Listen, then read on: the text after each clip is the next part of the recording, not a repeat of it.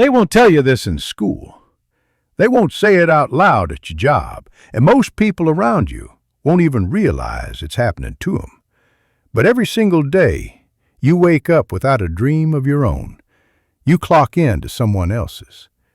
Every morning, you ignore your vision. You become part of someone else's plan. And if that doesn't shake you awake, it should. Because the truth is not poetic, it's brutal. In the world you live in, there are two types of people: the builders and the borrowed. Those who create dreams and those who are used to complete them. And the line between the two isn't drawn in money. It's not about who drives what or who wears what. It's drawn in intention. It's drawn in the quiet moments when no one's watching. When you decide to write one more page, push one more rep, speak one more word over your future. Because dreams are not wishes, they're blueprints. And if you don't sit down and draft yours, someone else will hand you theirs. And you'll spend the next 40 years building it for them, brick by brick, with your time, your energy, your life. Think about that. Henry Ford didn't wait for someone to tell him what was possible. He envisioned a world where cars weren't a luxury for the rich, but a tool for the masses. He was laughed at, doubted, called a fool. But fools with vision always outrun the wise without one.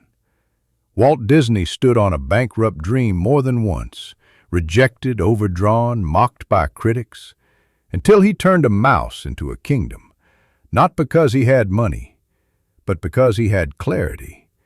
A man with clarity is dangerous. He sees the invisible and builds the impossible. You see, the ones who change the world, they're not waiting to be motivated. They're moving while others are sleeping, believing while others are doubting, working while others are wasting, because they know the truth. You're either a creator of reality or a consumer of someone else's. And here's the part that stings. If you don't define your own value, someone else will, and they'll discount it. You were not born to just fit in. You were not created to be average. You were made to build, to lead, to rise, but only if you decided. The mind, just like a muscle, atrophies without resistance, so life will test you. Not to break you, but to make sure you're serious, because dreams without discipline are hallucinations. And that's where most people fall. They say, I have a dream, but they never schedule it, never train for it, never bleed for it. So that dream, it dies quietly, beneath comfort, distractions, excuses, buried under the weight of a reality they never chose but silently accepted. But not you. Not now. Because if you're hearing this, something inside you is waking up. And maybe that's one more brick laid in someone else's empire, and the foundation of your own still untouched. But it's not too late. You still breathe. You still have time. And time is opportunity if you act. You have ideas that haven't been written, songs unsung, businesses unborn, speeches unspoken. And you don't need approval. You don't need a sign. Because here's the truth no one told you. You are the sign. You are the permission. You are the author of your reality. But only if you pick up the pen. The most dangerous belief you can hold is this: I have time. Because time is the master illusion.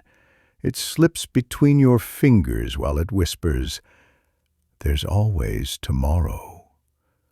But there isn't always a tomorrow. There's only ever now. Right now, while you wait, doubt, hesitate, someone else is writing, building, filming, launching, hustling, and every second they spend building their dream, you're being recruited, silently, to become a worker in it. Let that sink in. This isn't about paranoia, it's about priorities. If your dream doesn't dominate your calendar, it will never dominate your life. You don't stumble into greatness, you schedule it. You don't hope for success, you prepare for it. Success is not something you chase, it's something you become. But becoming takes war, and the battlefield is your mind. Do you know why most people fail before they begin? Not because they lack the talent, the money, or the connections, but because they've been trained to fear discomfort. We are raised in systems that reward obedience over ambition, compliance over creativity, conformity over conviction. But history was not changed by the obedient.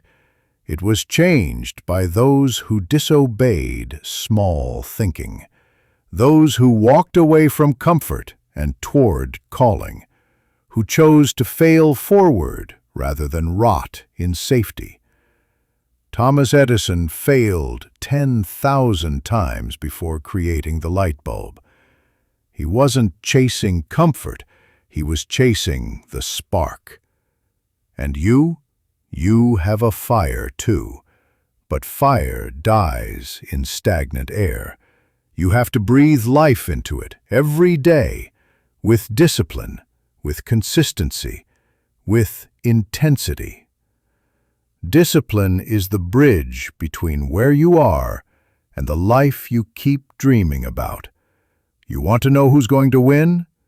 Not the loudest, not the flashiest, the one who shows up when it's boring, the one who keeps building when no one's watching, the one who says no when everyone else is saying yes, the one who chooses pain now for power later.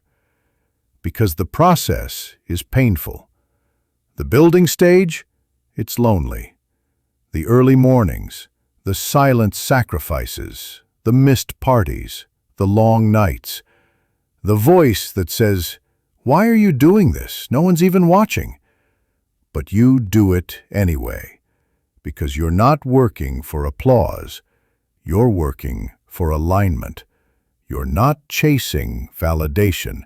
You're chasing vision. You're not interested in looking successful. You're obsessed with becoming successful. And let me tell you something very few people will. The one that says, play it safe, stay small, don't speak too loud, don't dream too big. Burn it, and write a new one that terrifies you, one that excites you so much it wakes you before your alarm, one that demands the absolute best version of you every single day. You are not behind. You are not too late. You are not too broken. You are not too ordinary. You are becoming. And becoming doesn't come with applause. It comes with isolation, with pressure, with grit. But that pressure, it's not punishment. It's the price. And those willing to pay it, they become the architects of history. Because if you don't build your dream, if you don't fight for it, if you don't bleed for it, you'll end up settling in the shadow of someone who did.